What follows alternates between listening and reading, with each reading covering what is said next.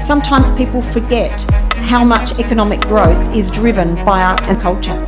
Sometimes people really forget that. They think it's all about factories. It's sometimes not. And so the prosperity that we can connect with our tourism and our food and wine and our culture is really, really important.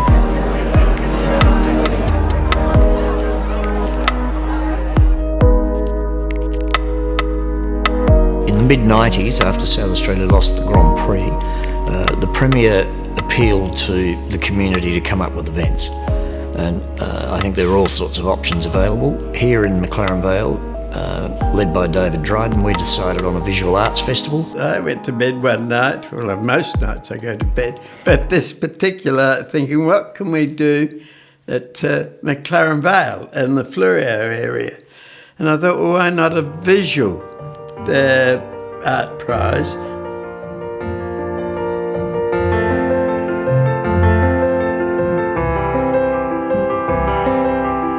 And then it took 2 years to build a board, to get the volunteers, to get the people around us and the money so we could start. Original concept was to celebrate the art heritage and history of the region, to provide a forum for artists both within and without the region, to bring tourists. And those early events were well patronised. We sold quite a bit of work, a lot of visitation. And I think overall it enhanced and enriched the lives of those who visited and those that live here. Well, in the old days, there were 3 major wineries who supported it, and they were in the buoyant old days.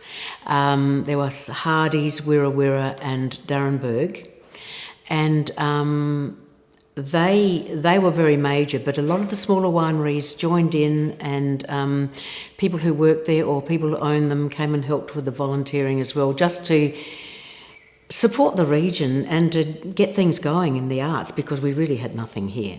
At the time, we were looking at climate change, we were looking at its impact on the landscape, and we were looking at how artists were, by and large, that was what they were responding to within the prize. And we came up with the idea that to encapsulate what landscape art is all about, we thought it is in fact a metaphor for sustainability. And that was a message that was, I think, easily understood by the community and by the people who supported the prize.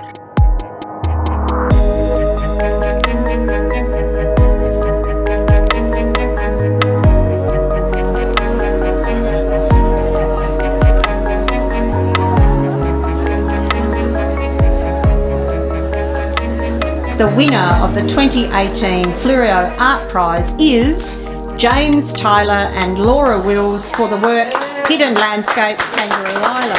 Right behind me. So it was a really great that James and I were a finalist in the prize. We were really happy with that. And then to find out that we were the winners was really overwhelming. This gives us the opportunity for maybe 6 months to 12 months of the year to maybe do something a lot larger, as well as just floating our practice for 12 months.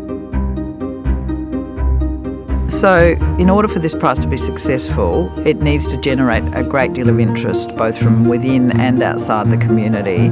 We'd love to increase the prize money back to close to where it was, and we can't do this without businesses supporting it. What better way for a business to promote themselves than being attached to something that exposes people's fantastic talent, but also has hundreds of community people coming along happy. They're coming along to a happy event and they're seeing your business associated with that event. It's an opportunity to really promote our place through the art.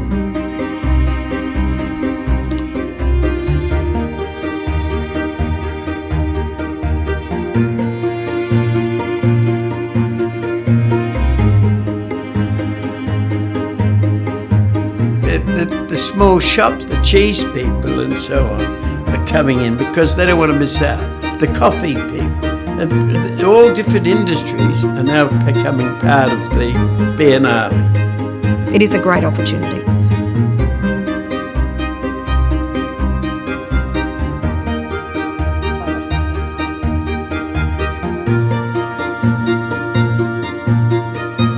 It's incredibly enjoyable for a business to be involved. If you look at some of the businesses that have been involved with this prize for many years now, they really get a kick out of being part of this creative endeavour. They get a kick out of sending their staff along to be involved. And sometimes it actually aligns with their own business objectives anyway. We know art builds prosperity in our community. It's a great economic benefit. I think corporate support for an art prize is just a damn good thing to do.